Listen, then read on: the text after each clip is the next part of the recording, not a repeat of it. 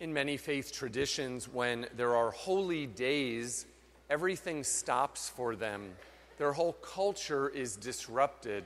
And so the normal way of life that people know is changed because they give themselves totally to the faith. My friends, this week is Holy Week. It is a week that is set aside to be just that, a holy week. Holy meaning that it is wholly and fully other. It is different than any other week. So as we approach this week, as we begin this week, it is a chance for us really to ask, how are we going to make this a holy week?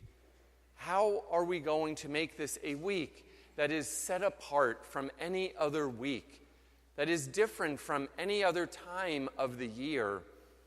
It is a week for us truly to be a part of the passion, death, and resurrection of Christ.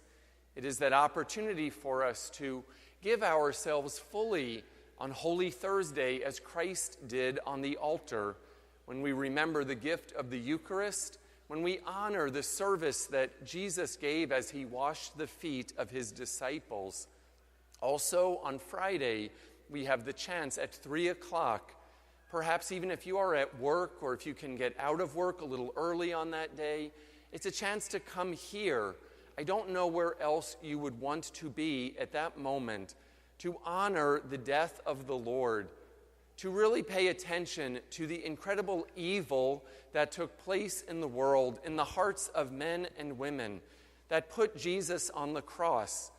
It is a chance for us personally to enter into that moment and that time, to bring our own sufferings, perhaps our own betrayals, and to put them on the cross, because we cannot celebrate Easter Sunday and resurrection if we have not fully entered into the death of the Lord, if we have not fully entered into the darkness of the tomb.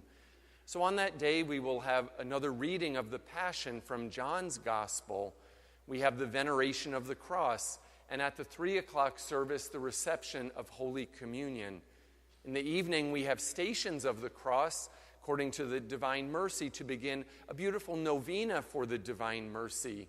And so that's a chance also to pray and enter into the suffering, passion, death, and resurrection of Christ. On Holy Saturday in the evening at 8 o'clock, we will have that chance to welcome into our faith at an incredibly high and beautiful liturgy.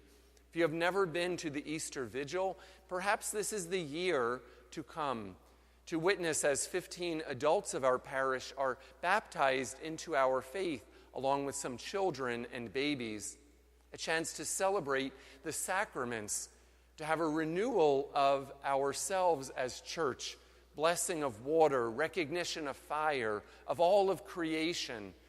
It's a chance really to embrace a very special liturgy, an experience, once again, that I know will help you to enter into the beauty of the Easter season. Now, if you come on Holy Saturday at 5 o'clock for the vigil, I'm going to give you a little hint. No one's going to be here, okay?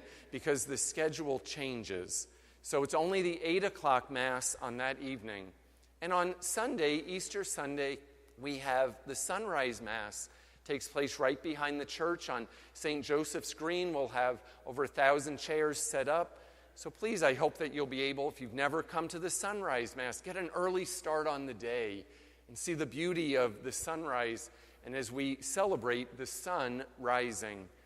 Also, our schedule in the morning is pretty similar. We will have an overflow Mass next weekend at 10 and 12 over in the St. Gabriel Life Center, and we do not have a 5:30 Mass that evening. So I invite you to consider how you are going to make this week holy. Perhaps come to some of the celebrations. I remember when I was a child, and often during this week my family traveled to see other family. We always made a point, even if we were on the road, to stop at the particular services or to make sure we went to Holy Thursday, Good Friday. I think it's important because how else will our children and grandchildren understand the traditions of our faith?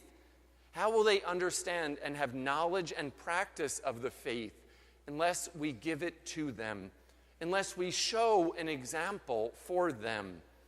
So I invite you to maybe bring your children or grandchildren. Maybe invite a neighbor to come to one of our special services.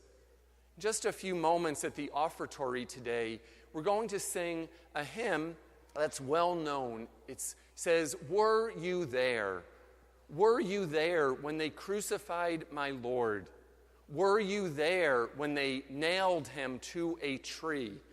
Were you there when they laid him in the tomb?" This week, my friends, God is asking each one of us, each one of you, to the depths of your heart, are you going to be there? Will you be here to be able to honor his passion, death, and resurrection? And if you are not here, then I would ask, what is that greater priority that is drawing you away? What is more important than the gift of our faith? Because one day we will follow in that footsteps of Jesus, hopefully, and rise also, to be able to walk away from the tomb and have the gift of everlasting and eternal life. This is our chance to make a statement as Catholic Christians and to make this truly, wherever we go, a holy week.